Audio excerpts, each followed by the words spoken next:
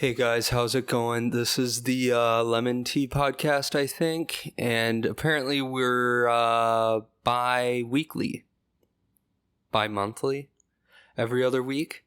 No, I'm just kidding. There's really no excuse for it, for not doing the podcast last week.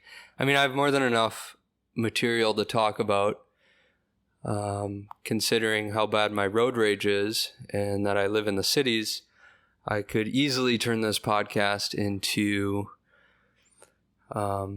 just stories about driving to and from work. It really is astonishing how I have enough energy for work after the amount of willpower I expend.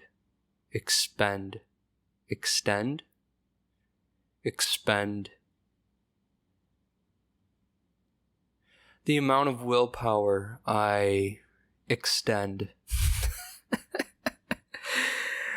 on my commute to and from work to keep myself from, to suppress the urge to become an absolute maniac and swerve all over the road.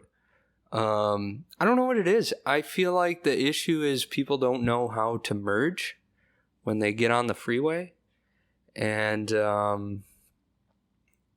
think that's a problem. I think it's a problem because people don't know how to drive, and then it slows my commute down to work, and then I gotta, deal with that. But mainly it's after work, as much as I love getting 8 miles to the gallon in my truck, I really don't think it's sustainable. But at the same time, I'm a truck guy. That's what my close friends have been saying. Been getting a lot of good feedback that I, belong in a truck. I feel like they're just in with the car salesman or the truck salesman in this case. But yeah, I don't know what I'm doing in that regard. I honestly should have just bought a used Prius, maybe with like 50,000 miles on it. 2018. But then I wouldn't be able to complain about getting 8 miles to the gallon. So there's 15, 20 seconds of material out the window. So it pays to, what I'm saying is, circle back, focus in, hone in on the point I'm driving towards here is it pays. No, it doesn't pay because I don't get any money off the podcast yet. But what I do get is enjoyment. And this is what I enjoy. And I missed you guys last week. And I hope you're doing good. I never did the intro. Did I? I'm all over the place today. This is the Lemon Tea Podcast. I'm your host, Logan Erickson. And at some point today, I am going to talk about budgeting and how I budget and how I budget my expenses and my income through this transition period, and whether or not to use an app or software that automatically budgets for you, or if you should do it manually, and the different ways you can do each. But I'm going to talk about that at some point today. I just got a couple other more urgent matters to talk to you guys about, and the one is pretty serious. Spending time with family. I think it's important, but I also don't think it's necessary. And what I really mean by that is if you're somebody who wants to, it's what I mean by that is it's all dependent on the person. So for example, I'm in finance, which inherently means I have complete disregard for anything other than the stock market. So when it comes to my friends texting me, asking me, hey, let's FaceTime or let's call or, let's talk. Why'd you stop Snapchatting me? Why aren't you Snapchatting anybody? Why aren't you Snapchatting at all? I really just have complete disregard for anything other than, like I said, the Wall Street Journal, Bloomberg news. Some of you might know what that is. That's really all I focus my attention on. I do go on Twitter, but it's all finance related stuff. I really don't go out of the finance field, considering that's my profession now, and that's really all I'm limiting myself to, is finance. So obviously I'm kidding.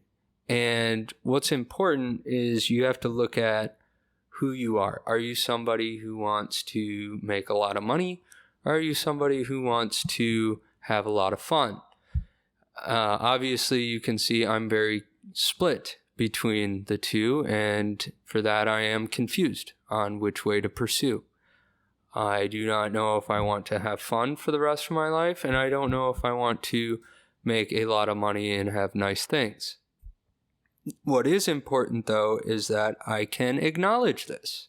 And because I'm able to acknowledge it, I'm able to reflect on it. And through my deep reflection that I was so graciously thankful to have time for this past weekend, I got to go to my girlfriend's cottage in Wisconsin. And so Friday after work, I got out of work early and I ditched all the Taylor Swift, the Swifties. I dodged a bullet there, got out of town, stopped at a Sam's Club on my way out of town. Thank goodness. What was funny about that is Sam's Club in Minnesota doesn't have liquor. They have a separate building for liquor. But what I will say is Sam's Club has gas, which is like 30 cents cheaper. And when you're filling up a truck, that comes out to about 3-4 gallons for free that I saved just by going and getting, 40-50 cents off a gallon, by going to Sam's Club for gas. Plus another 5% on that with the Sam's Club credit card, which I don't have. But I'm looking into it. I really had a falling out with credit cards. I'm really trying to focus in on just really using 1 or 2 credit cards because it gets to be a lot. But what I realized quickly is that I wasn't budgeting for things. I literally spent the entire past year going against my word of personal finance in terms of like spending, and I realized that I had put so much money on credit cards that I currently now have $3,500 in credit card debt. Well, right now it's like $4,500, but $3,500 of it is at 0% interest, and now it's going to be due in September. So the idea there is this money I've been loaning to myself for free and being able to get 4% off of it in a high yield savings account. And then I'm going to put that back. So what it really comes out to is like, an extra, like, I don't know, what's 10, $35, half of that. So like I made like $17 by doing that plus all the cash back. If that's confusing, don't worry about it. It's going to be okay. You're probably going to get a more simplified and articulate answer in 2 or 3 years when I learn how to talk into a microphone and a camera simultaneously. So bear with me. It's going to be a long journey until that point. However, Sam's Club, I bought stuff for camping. So basically, I don't have to tell you guys about traffic, getting out, driving 3.5 hours to the campsite. But it was worth the drive. And basically I got there. My point is I was able to do some reflecting. I didn't have any service. I pretty much turned my phone off. I couldn't even use it any for anything other than pictures, which I really made this summer all about being in the moment. More often than not, this entire past year, even while I was still in school and when I graduated and now when I started my first, career profession here, something I kind of like did was like, I was so worried about, well, not worried, but I was so invested in building up like my social media and getting, growing my followers and like committing to that. And after doing that, I kind of felt like not so much like burnt out, but just like I lost the enjoyment that I got out of like posting on social media. And I'm worried about that quite a bit, because it's like, if I actually want to like pursue a career in where I'm posting on social media and making money, I'm going to want to love doing that, because it's a big risk, right? It's like, I can work this job, I can do this. But it's like, if I ever get to the point where I'm making more than what I make at my job currently, and I make that switch, I feel like going back after doing that for like 2 years, committing, I'm going to do social media, I'm going to make money off of it, do it. And then 2 years going, I don't really enjoy this. I feel like it's going to be harder to come back. And maybe not. Maybe I'm just worrying about things that aren't even going to be an issue, which is probably the case, because who in the world is going to pay any attention to me and therefore give me money for my time on social media? So with that attitude, I am going to be doing this podcast for the next 5 or 6 years, which I'm fine with. All about taking slow and steady steps. But what I'm getting at is balancing that. Do you want to make a lot of money? Do you want to work, a job where you're working 70, 80 hours a week and, making a lot of money? Or do you want to have fun? And, right, I think not like the goal, or not maybe you can call it the game of life, is like trying to figure out that intersection of where, I don't want to call it a balance, because I feel like it's really not, because it'll change throughout your life. There's like, right now, I'm in college debt, 30 grand. So it's like, I want to get out of college debt before I start having fun. I feel like I have to pay my dues, right? I understand that that's a part of life, is paying your dues. So with that being said, I've realized that over the weekend and spending time on this, I've realized that that's where I'm at. But at the same time, you really have to learn how to enjoy it, even though it's really uncomfortable.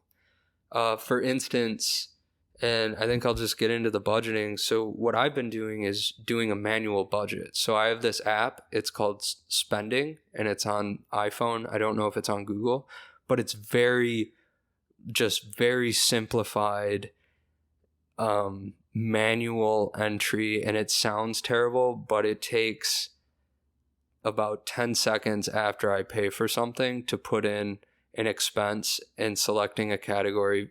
How much was it? Select the category. So for instance, parking, right? So every morning I have to pay for parking at my job. It's about $6 and it comes out to about $120, $130 a month. But I know that now. So now, instead of getting anxious and getting worried about paying for parking, it's like, I know in the future how much I have to pay for that, right? So I have budgeted that into my expenses. So I know that's going to happen in the future, and I'm therefore prepared for it. So my anxiety went back down. It's like, okay, this is manageable. This is $30 a week at most, right? And it's like, okay, now let's see if we can get any cheaper than that. And it turns out we can't. I park in probably not so good area in downtown Minneapolis, but that's just where I'm at right now. I would much rather save, right, the $30-$40 a month on parking right now and put that towards my student loans and pay those off than worrying about, my car and stuff like that and the extra distance I have to walk to the office. It's like, it doesn't make sense for me right now.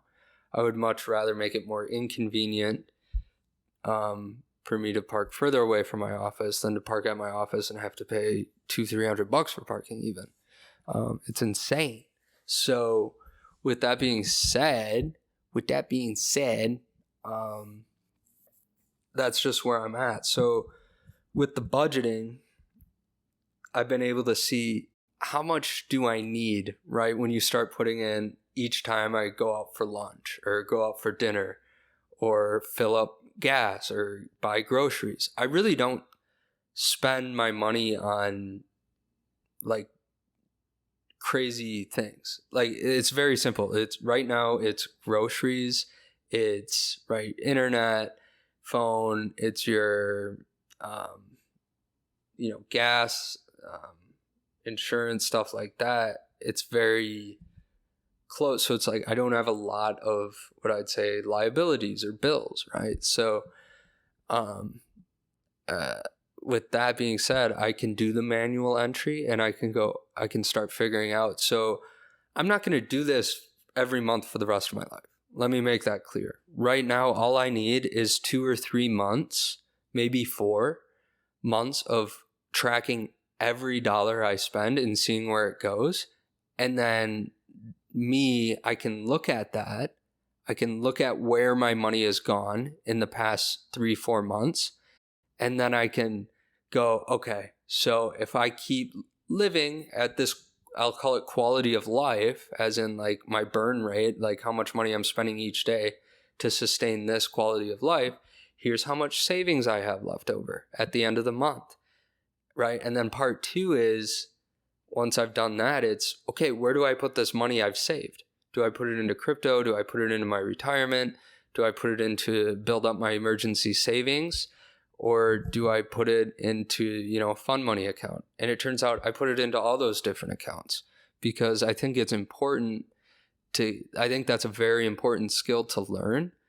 No matter where you are in life, you can learn how to do that. And it's hard to do.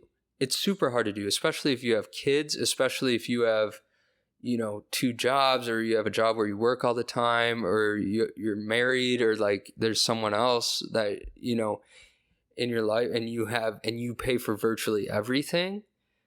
Unlike me, my mom and dad still pay for my phone bill, right? So it's like, I don't have to worry about that per se. I don't have to worry about car insurance, but what I do have to worry about is everything else, except medical. I'm on my parents' medical insurance until I'm 26 because I don't want to pay for that.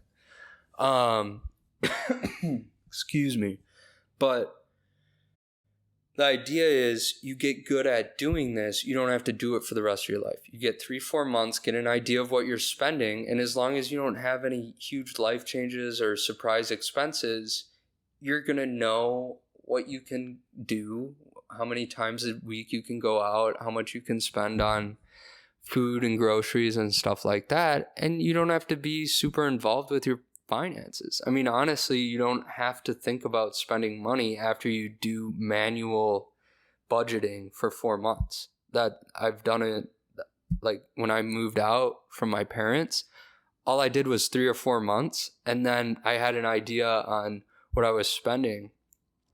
And I was able to, max out my retirement, my Roth IRA for 3 years.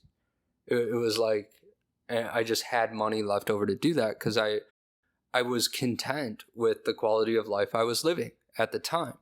Now I have this job where I'm getting paid so much money, I don't know what to do with. I'm kidding. I really have to budget and make sure I know where my money's going because I don't want to go through this year. I don't want to go through this next 3 years, 5 years, 10 years at the end of it going, what happened to all my money? Right? This is a real thing. I talk to people where that is the case. It's like, where did it go? It's like, it's crazy. Like, this is a real thing.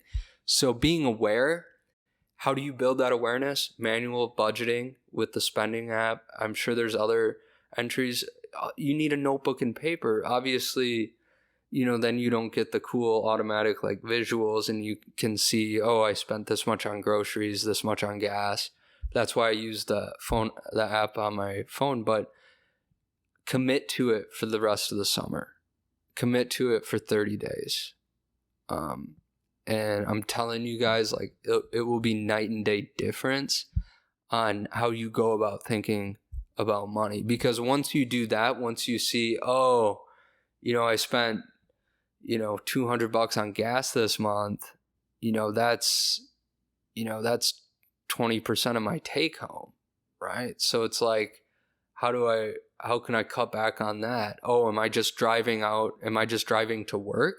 Or is that fuel expense for getting to work and also going out and doing fun stuff, recreational stuff, right? So you start to get an idea of like, okay, how many times can I drive to the beach? How many times can I drive to the mall, right? And it's like, okay, so if I go to the mall, if I go shopping once a week and I drive to and from work 5 days a week, and I go, shopping, and then I go to the mall, and then I go to the beach each week, it's like, oh, in a month, I've spent, instead of 200 on gas, I've spent 350, right? So it's like that you can start getting an idea without having to pencil it in and punching it in for the rest of your life. That's all I'm trying to say. And basically, if you go camping, do you prefer to go in a tent or a camper? Is camping in a camper cheating? Camper starts with C, cheating, conspiracy. Might have to look into it. Let me know. Let me know what you guys do. Let me know what questions you have about budgeting. Let me know how much you guys are spending on gas each month. How much are you spending on this? Like, let's it'd be cool is if we pooled our data together and then we really got some data, and then Logan could be big data. Then I could sell that information for money. No. Maybe. You know what? That's actually not a half bad idea. I might do that. So yeah, let me know if you guys do that. Let me know how it works out. I want to hear from you guys. If you do the manual data entry, if you don't want to do the manual data entry and you feel like you have so much stuff, you want something more automatic, you can use like, I would recommend, I think like Mint does it. I think Dave Ramsey has an app that does it. I think Fidelity has an app where it automatically, allocates those. There's just a lot of, I've tried them, and it's like, okay, hook up your credit card to it, hook up your checking account to it, hook up your loans to it, hook up your investment. And it's like, there's a lot of connection issues. The hassle is just through the roof. It's like, I'd so much rather not share my information and everything with, a third-party app. But I find it convenient to just do the 3-4 months, because that's all I need. And then I'll get an idea. And then I kind of stay on track. And then if I want to make any big life changes, I can go back to, okay, the general idea, okay, I can probably do this. Because I don't believe life is about money. And what I mean by that is I don't want to go the rest of my life getting a notification from my phone saying, oh, you spent 10% more in groceries this month. Like, I don't care. That's the last notification I want to see on my phone.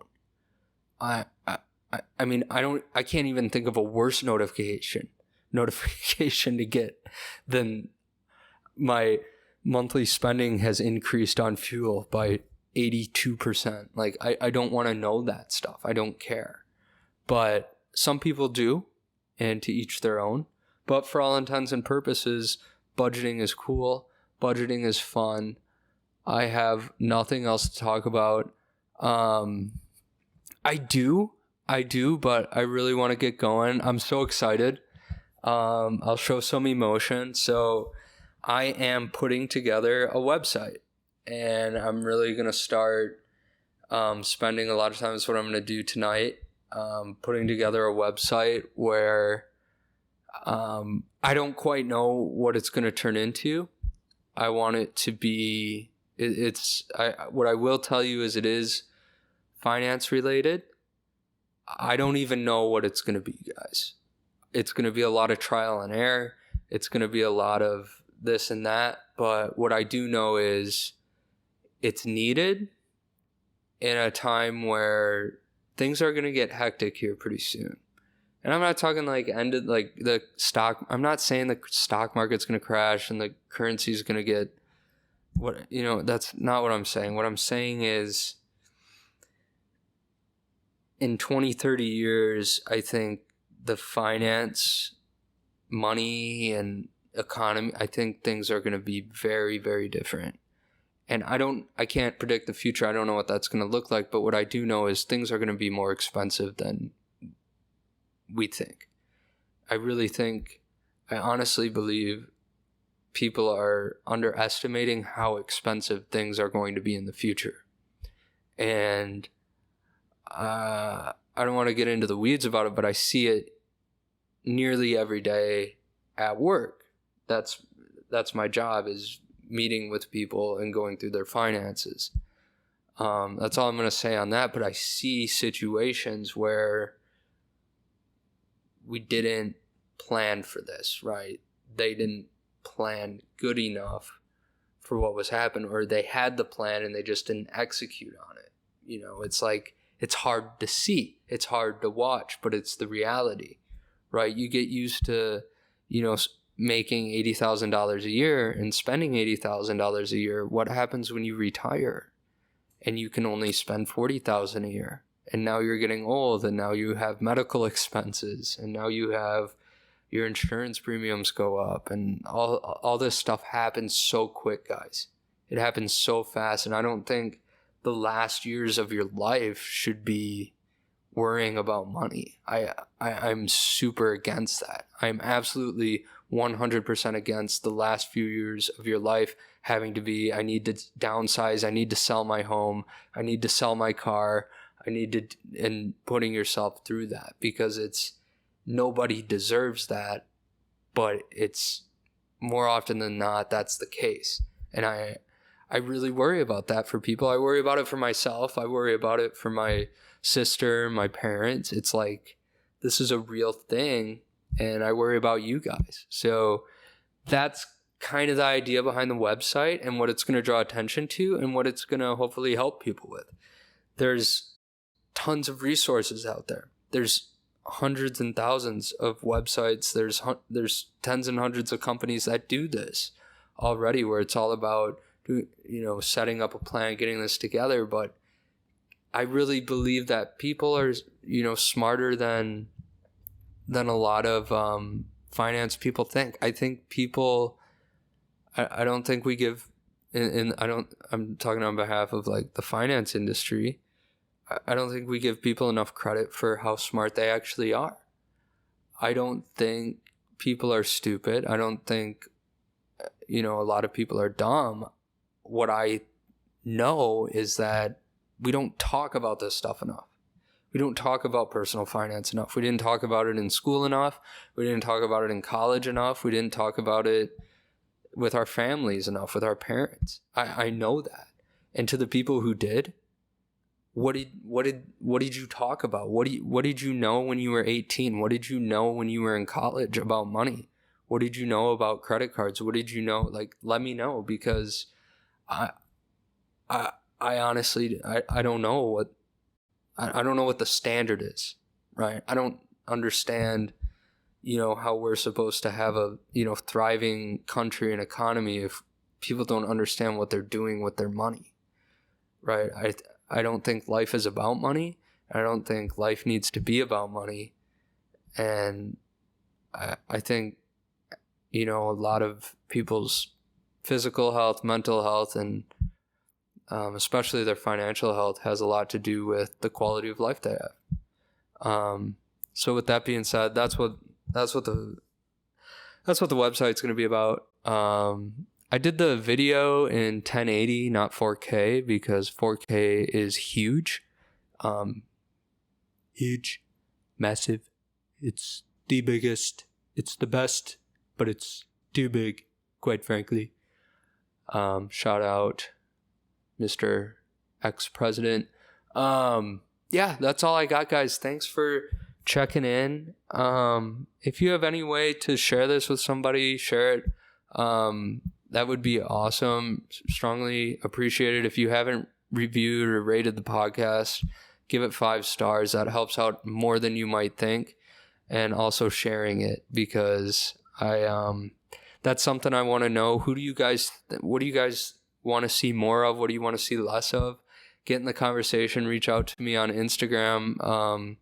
That's where most of the listeners, most of the community reaches out on, is Instagram. But you can also email me, and all that's in the description. So let me know what you think. Let me know how you're doing. And until next time, I'll talk to you then. Alright? It's that simple. You know what I'm saying? And we're done. Boy.